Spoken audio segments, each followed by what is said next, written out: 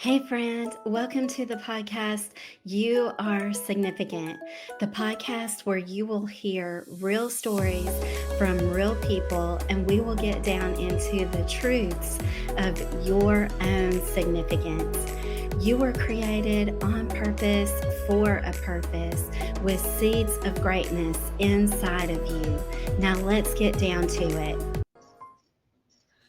All right, we are here in the studio today with Kim Kinsfather, and I am so grateful that she can meet with me here in Alabama. There is thunderstorms and rain, and then it's sun is shining there in Dallas where Kim is. So I'm just so thankful that we have this technology, and we'll just pray that it all works the way it's supposed to. And if not, my editor will fix it. So it'll be good either way.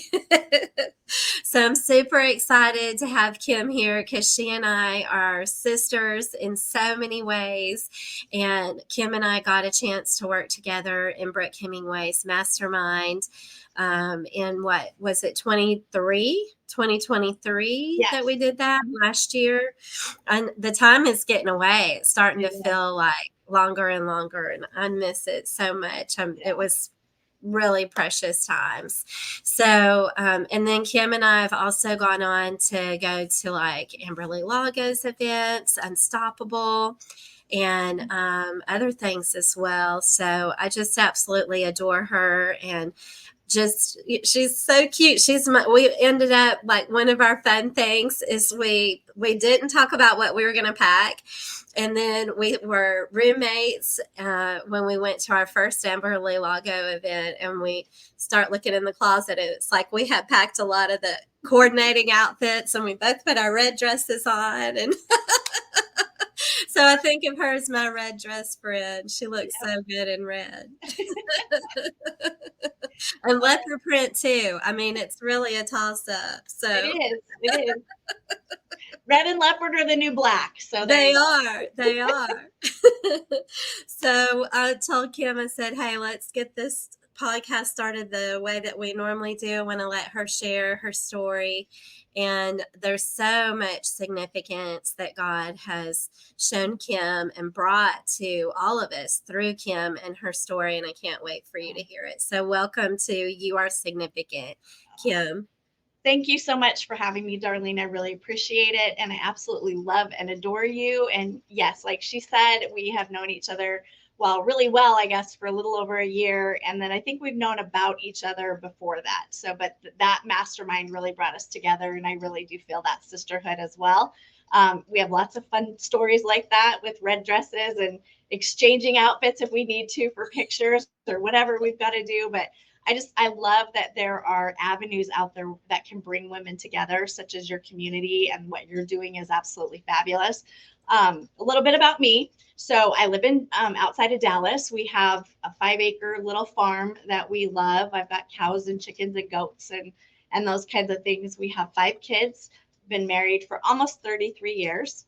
And it has not all been roses and sunshine. A lot of that was we were kind of put through the ringer for several years, like 20 of those years.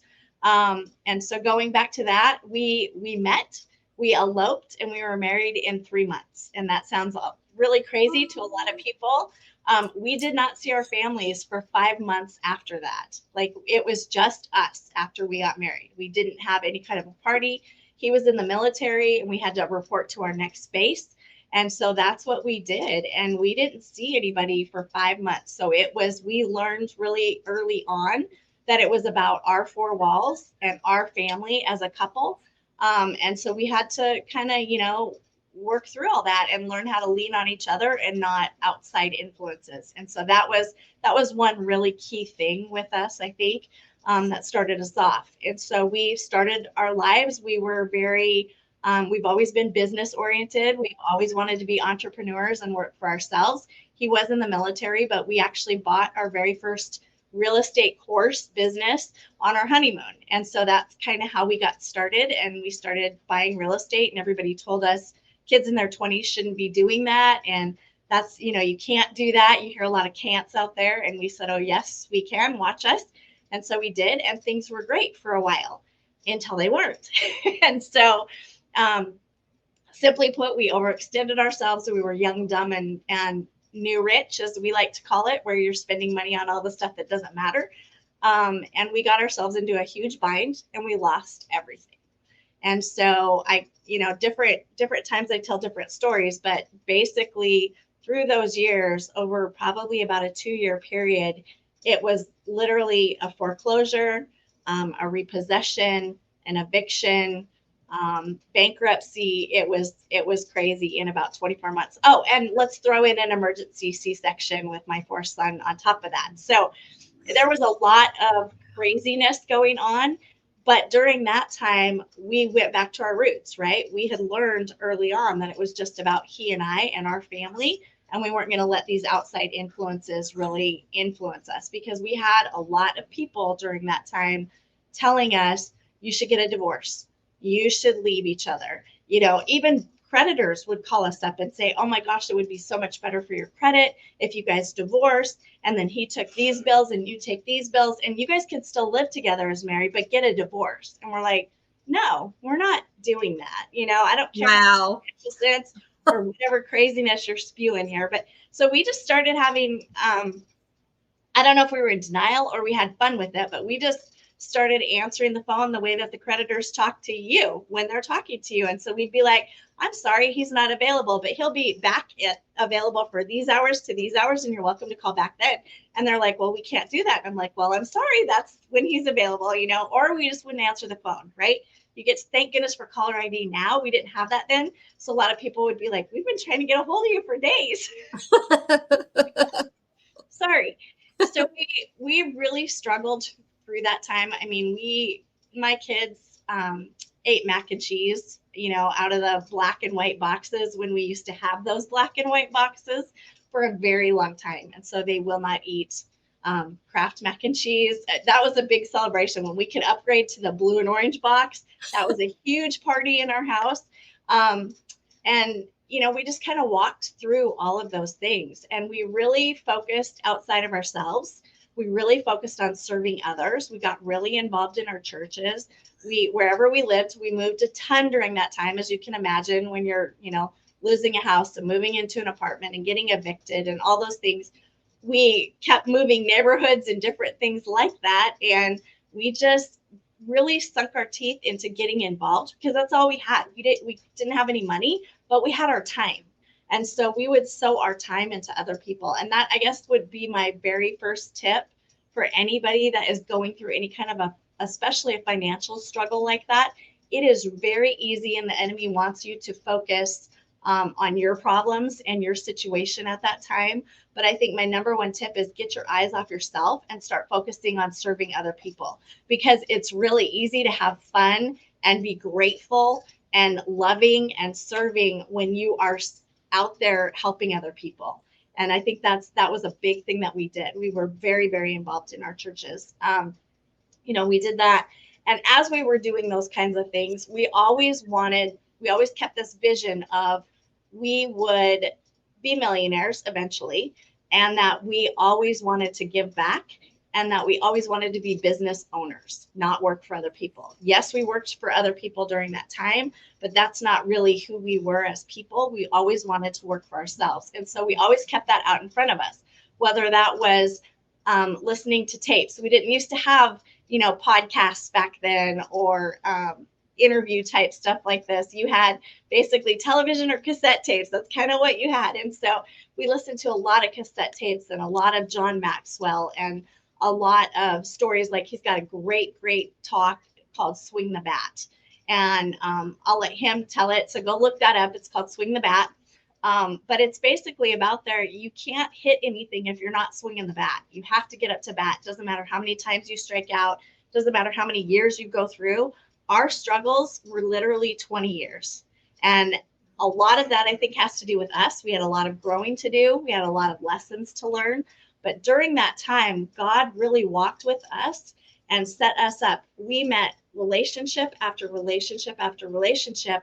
And those relationships down the road, we didn't know why we were in rooms we were in at that point, or meeting the people we were meeting, because we were meeting some very, very successful business owners around the country. We had no idea how we got into those rooms, but we tried to get into any room that we could be where people were, their daily lives were the stuff of our dreams, right? And so any chance we got to go hear someone speak or talk or anything that we could sneak into, which I have snuck into rooms, I have to admit that right up front. Anytime we could sit at the feet of somebody who has done what we wanted to do, we put ourselves in that position. And we ended up making relationships with some really great people. And about 5 years ago, we started a legacy business with our kids, and we grew that very quickly. And I believe it's because we went through all of that 20 years before. It was preparation, right? God talks about sowing the seed. You don't know when that harvest is going to come, but you still have to go out and sow those seeds. And I think it took us 20 years of preparation. And Facing the Giants is another great movie, right? You prepare for rain. So those 20 years, we were preparing for rain. And when we opened our business, it took off and rain happened. We actually launched during COVID. We have one of the largest office ice and drinking water businesses in the country, and we go business to business. And so what that means is that we put in an ice machine, or we get rid of those big 5-gallon jugs that you see in offices. We get rid of those and we put in really nice point of use coolers. And it helps a lot of business owners out. It takes a lot of hassle off of them and takes a lot of headaches away. And we opened during COVID, and we were once again very blessed because we had a very strong work ethic. We were out there still working when things were closed. A lot of those warehouses and things were not closed in COVID. We were set in Texas, and that was complete God thing that we're back in Texas. When we lost everything, we had started in Texas, and then we moved all over the country, and we were brought back to Texas before COVID hit. And that was a whole God thing in and of itself. But all of these big businesses were open, and we were able to go in, and my kids were taught to work hard. All of my kids had their own businesses all the time growing up. They would shovel snow, they would go do groceries, they would cut lawns, whatever. They owned their own thing. And so they were taught that from a very young age. And we also brought them up with not being able to say the word can't. We don't believe in the word can't in our house. And it was taught as my young kids were growing up, that's a dirty word. You're not allowed to say it. And the reason is because we believe that can't or can is a matter of ability. And we truly believe you are able to do absolutely anything you put your mind to it. Whether or not you physically can do that or not, you can find someone that can help you. You can find those resources. Maybe you have a friend that will come alongside you. Whatever, you can totally do whatever you put your mind to. And may or may not refers to permission. So my kids always asked may or may not, to the point we were a little intense about this. But we actually, to the point where they did not call cantaloupes. They called them may not elopes. And I know that sounds kind of goofy, but that's how my kids were brought up. And so when we launched this business during COVID, there was no can't. I mean, we just went out and we could do anything we put our mind to. And my kids would, if a front door was shut, they went around to the back to the warehouse, and guess who was in those warehouses? It wasn't workers, because a lot of the workers were sent home during COVID, but those owners had to still keep essential goods flowing. And that's who my kids got to talk to. And so because they had been raised that way, because they had been in these rooms, we've always put our kids in these rooms with us. They were able to walk in and talk to a business owner on their terms. And so it really, really just went crazy. I don't really even have another. God has blessed us absolutely immensely. All 5 of our children work in our business. 3 of our children are founders with us. And we have just, kind of taken over not just Texas, but we're actually ranked nationally, which is kind of crazy because we're really, we're in the DFW area. We're expanding to San Antonio, Austin, and Houston, and all of these places. And then we've got plans to go nationwide with our offices. But right now we're just in DFW. And so to be ranked nationally, and we're talking, it's great. It's just, there's no other explanation other than God has had his hand over every single part of this. And so that's really kind of our rise to that. But in between that, there were a lot of things that happened, right? Our faith grew immensely because it had to. We had nothing else. We had no money. Our family was not with us. We were always separated geographically from our family. And so we really dug into our faith as a family. That first and foremost, I think I spent more time. I spend a lot of time with God now talking, but I spent more time on my knees, face down on the floor, crying out to God and saying, okay, just show me what to do. Tell me who to talk to, really asking and listening to where he wanted us to go and what he wanted us to do. I think that I'm not alone in that. I think a lot of people, when they hit a struggle or a challenge, that's the first thing that you do. And that's what we did. And that brought us together really close as a family. We're very, very close and loyal as a family. The second thing that I did was absolute another blessing. Right before about 2 years before we launched our business, I was presented with the opportunity of Plexus. And I started taking my health. I used to have really extremely bad migraines and extremely bad health. And I had a friend who just reached out. She's only reached out one time to me. She said, here, listen to this, and she got me on a little call and I started taking it. And within 120 days of me actually taking my gut health seriously, I haven't had a migraine since. And so that started kind of snowballing my health into a huge upward trajectory, to where now I have the energy, I have the mental clarity, I have the focus. I'm not exhausted all the time. I don't get sick all the time, all that kind of stuff. And so I really took my fitness seriously also.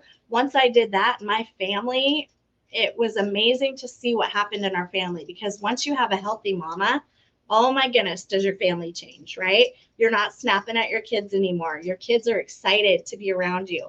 Life starts getting really fun again when you're not sick on the couch all the time. And so that it was really a neat thing to see, because my husband got his wife back, my kids got their mom back, because most of my kids growing up, even though we were teaching them all these things, I was really sick. And so they heard a lot of, please be quiet, mommy has a headache, mommy has to go to bed, when they were little. And that part, we always look back with regret or whatever, but it's like, I know God was preparing them also to just kind of move through, and me as well, because we just moved through that. But it's just, I'm so happy that now I get to be excited and energetic and ready to go. And I'm not having all these health challenges, and I can focus on my adult kids, because if you have adult kids out there, as well as I do, almost more, they need you more as an adult than they did as a 2-year-old. And so it's really good to have that health now, that I get to do that, and I get to be there for my grandbabies. We're having our second grandbaby in October, which is excited. So fun. And then, just our family, we started getting healthier as a family. And then we launched this business as a family. And now we're having a lot of fun with it, right? You always have to have fun, whether you're well off, not well off, it doesn't matter. You need to pick out moments of fun wherever you are. And that can be in a, 600 square foot budget suites with 4 little boys, all at the age of 8, and trying to eat, the black and white box of mac and cheese. We still had fun. There was a pool there, so that's all they cared about, was that they got to go swim every day. But that's really, really what we do. I think the biggest lesson, one of the biggest lessons I learned also, was that you surround yourself, like I said earlier, with people who are living their daily lives. Every day is the stuff of your dreams. You need to surround yourself in circles where they are more experienced, more, they are where you want to be. And I think one of the ways that you do that is, I talked about, I was on a webinar, and I talked about Belgian horses. And I think that you need to really look at people in your life who will push you to do more than you thought you could. Belgian horses can each pull about 14,000 pounds. They're the Olympic athletes of the horse world. and they can do about 12 to 14,000 pounds on their own. But when you team them up, they actually, you would think that they would do about 28,000. They don't. They do almost 35,000 pounds No. team. And the reason that is because each horse will work as absolute hard as it can to stay in pace with the other horse. And that's a lot like business. You really have to have a mentorship, a coaching program, something like that where you are being challenged, not just cheerleaders, right? Cheerleaders are great, but they won't push you. They'll just sit in the back and cheer you on, which is awesome. We need them too. But you need someone who's going to challenge you every step of the way and start saying things like, oh, okay, so why did you decide to do it that way? And then you'll answer and they'll say, okay. And then usually you have to give them permission to speak in your life. But if you've got a really good coach, they're going to say, look, this is costing you more time. This is costing you more money. What if we looked at it this way? Right? They're going to help you figure out Yes. what works best for you, your business model, your life, your family, whatever it is you need that. But you need a mentor and a coach in every single area of your life. And it doesn't have to be the same one for every area. You can have multiple coaches, right? A wise man has many counselors. So look at people who are where you want to be in business. Look at people who are where you want to be as a mom. Look at people who are where you want to be in your faith. You know, whatever that looks like for you, people in their marriage or where you and your husband want to be in your marriage. Those kinds of things. Pick people out that you can go be mentored or coached by. So those are my I think those are my biggest tips that I would have. Oh, wow. I just love that. And it's just so powerful that you've been through this journey and it hasn't been easy. It's No. been full of challenges, both with your health, your finances, the people around you in the beginning Yeah, that telling you to get divorced I know. to handle your credit problems and your financial problems. I mean, that is like just like I think about Satan and how Oh he was yeah. just being so blatant. He Yeah. wasn't even trying to mask it or be the father of disguise. He was just like, just get divorced. And I Yeah, can't he's just believe like right in there. Yeah.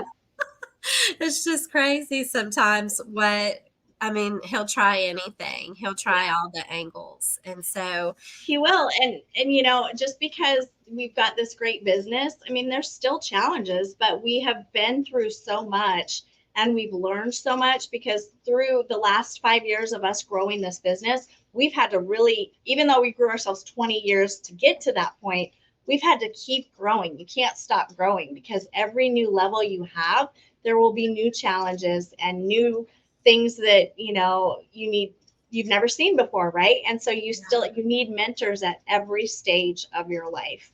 they All the say new levels, new devils. exactly, exactly. And and another way that could be said is like as we grow and we achieve more and we face what scared us before and we achieve success, then it's like a new kind of scary, like Yes, you right. know Yes, you always have to push yourself out of that comfort zone because it's very, you know, it's always different. It's always yeah. different. So Yeah, and I think that's part of the beauty of your significance and your husband's significance and your family's significance is y'all have shown courage to not listen to those negative voices, even the blatant ones in your face that you listen to yeah. that knowing inside of you, you knew what was right and what was wrong, and you Mhm. had this vision for yourself. And I loved what you said about how you always saw yourself as being business owners, Mhm. millionaires. You did work for some other people because you have to do that along the way. You have to feed But those kids. yeah, you have to have a few pennies to rub together even to get the black and white box of mac and cheese. Yeah. So you did what you had to put food on the table and keep a roof over the head and keep some wheels under you. But you knew that was not where you had arrived. That was Yeah. not your stopping point. You had this vision and I think that is so key to our significance is Yeah. keeping a fast hold a tight hold, but also a growing hold, a faith filled hold where you leave room for the Holy Spirit to guide you, Yeah. that you have that vision Yeah. along the way. And, you don't just, it would sometimes it's easy to settle, especially because of the fear. And like I loved also what you were saying about, okay, so now you have this amazing water business where you're doing ice, which I haven't heard you say the Yeah. ice part before. So you're expanding all the Yeah. time. Yes. And so you've got the ice and the purified water systems, and you are nationally recognized now. And so, like every time I hear your story, it's expanding, and I think that is also part of your significance is that vision that you don't just stay here. It's easy to just stay right here because it's a new comfort zone. Right. Now, this is more than we ever thought we might achieve, or this is helping us live a semblance of the life we have the vision for. But no, instead, that God has even more for you to do. And I think that is really key to living into significance. It's a growing thing. It's not just like Yes. we arrive at it, but it's Yeah. ever growing.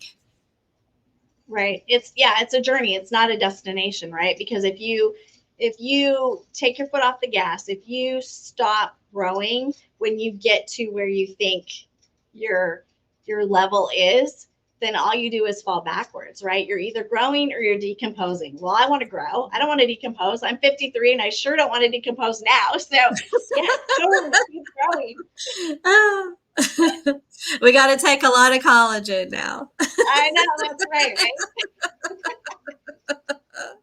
Yeah, and we were talking about I'm in a little exercise. It's my tops club, and we've got a challenge going on, and we're on teams, and so we've got a little chat, and we were talking about our exercise today.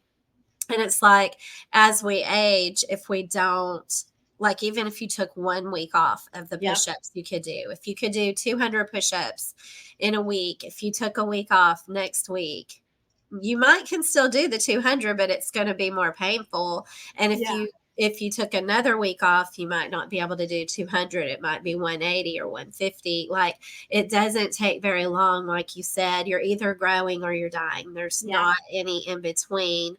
And I think sometimes as we do get older, I don't know if you feel this way, Kim, but it's like it would be easy for some ambition to be lost because we see that we're getting closer to that end of life. Losing my mom in 22 Mhm. changed my perspective a Yeah. whole lot on a lot of things. And then, really losing my dad to dementia and other things that happened in his life last year.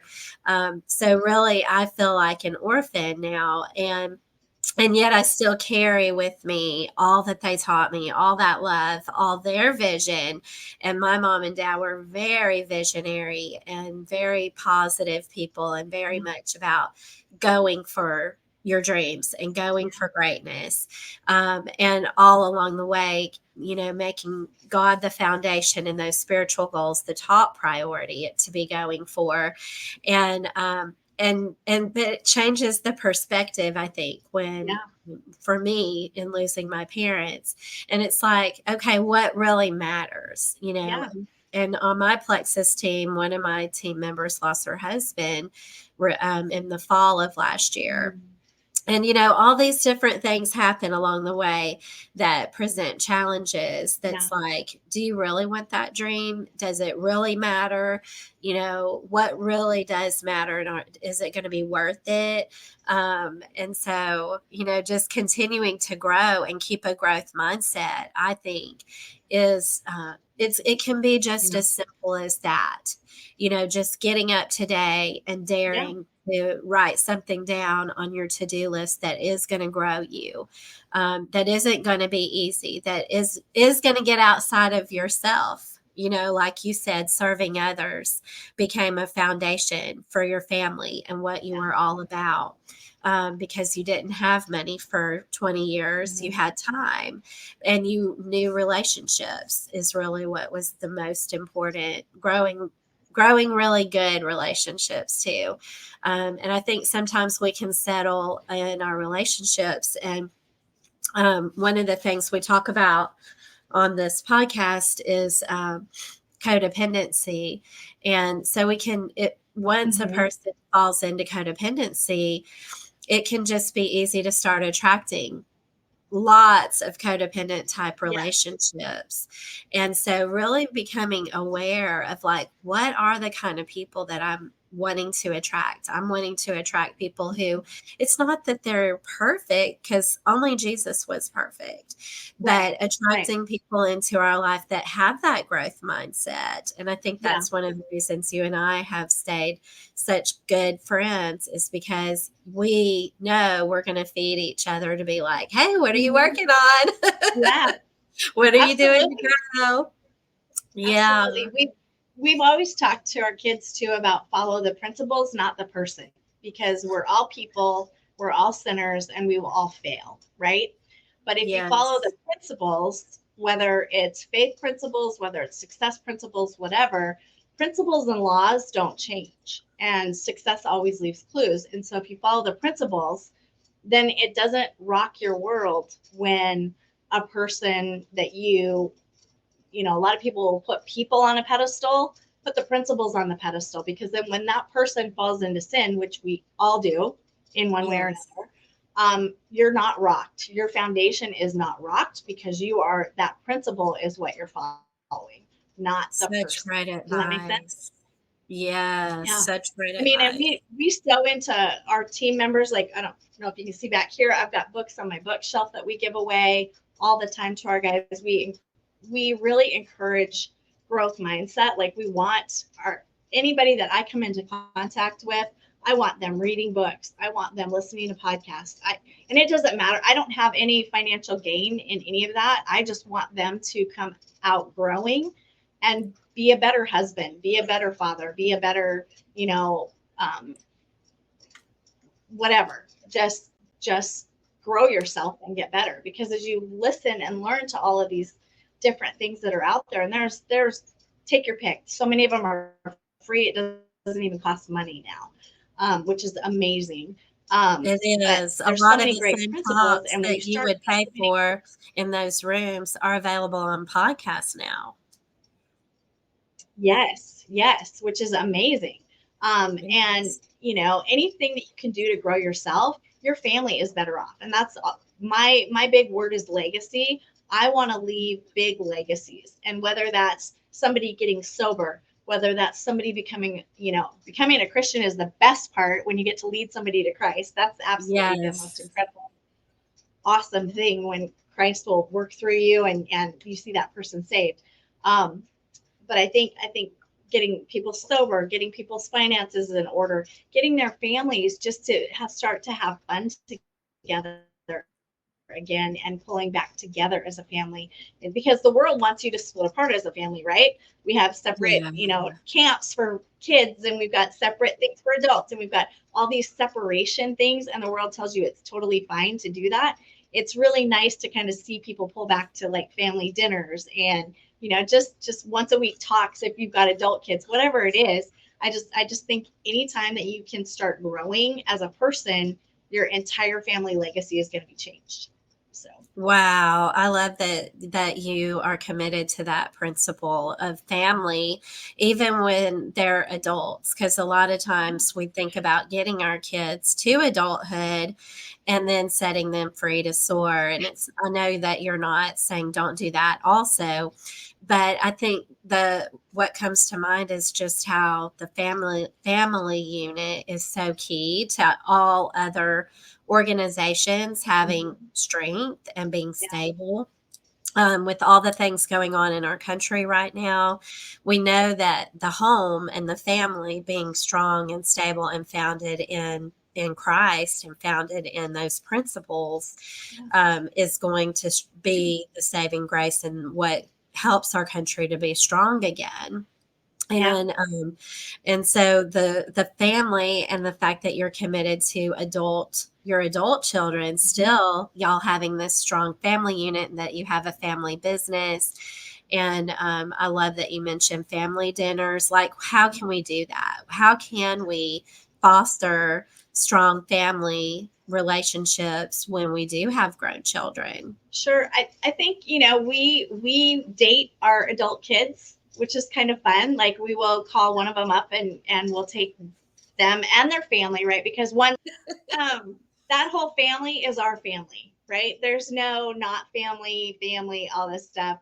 If my kids are dating somebody, if they're engaged, if whatever it is, that's my family now. And so they're always invited to any family events. We go on one-on-ones with each family, and just do out of the Oh, blue, we'll go to a movie together or go bowling together or whatever. And I'm picking we up just my life. really, and I don't wait for my kids to do that. I actually say, hey, do you guys want to do this? But then I also respect their individual family unit. And I have told my son, who was married 3 years ago, in November, it'll be 3 years. Um, 3 years ago, I told him, as I was walking him down the aisle, because I get to walk with him, and I was explaining to him, this is all about you and your wife. This is not about my opinion as a mom. This is not about your dad's opinion as your dad, or our opinion as our family. This is you and your new wife's life. You guys always choose each other. You always choose to do whatever is best for you and your four walls and your family. And so we have really respected that with our kids. I have one son who lives about 5 minutes away. I do not go over there unannounced. I just don't. That's their home. That's their space. And so we do a lot of fun things, which I think it says a lot that they wanted to move 5 minutes away from us. I thought that was pretty cool. All of my kids live within about 40 minutes of us, which is awesome. But I want to respect theirs as well, right? I think that's one of the things that has sustained us, was that because Rob and I did not have outside influences, because we were together for 5 months before we saw our families after we got married. I really think that cemented that in me and our family. And so I want to give that same great foundation to my children and their families. So Oh, that's so good. So it's a balance of it like is a balance. still love and respect Yeah. in your adult children, the love, the dating your adult kids and doing fun things and planning things with them. And it sounds like even on that individual unit now, Yeah. once they are married, or even if they move out, and that creates something different as well, even if they're still single. Yeah. They're growing into their independence, and yet you're still saying, I want to spend time with you. You Yeah. want to go bowling, or you want to go out for pizza, or you Yeah. want to go shopping, or and then at the same time, not just popping in all the time, but Right. letting them be free and be adult and have respect their respect the perimeter. Yes, If you see exactly. cheaper, not by the dozen, Yes. with the LeBaron Yes. scene. We quote that one in our family. Oh my gosh. That's one of my favorite movies too. We love that one with Steve Martin. It's so good. Well, thank you so much for hopping on. You are significant. I'm just so thankful for you, Kim, and your family, and all the ways that you just shine your light and share your significance. Well, thank you for having me. I absolutely love and adore you, and you are very significant. I am really excited I've got to see your community grow, and it's amazing what you're doing, and I absolutely love it. And I'm so excited for you and all of your people. It's pretty awesome. Thank you so much, Kim. I definitely want to have you come back on because you are growing and there's always going to be new things to share. Absolutely. Anytime. Thank you. All right. Thank you for tuning in to You Are Significant.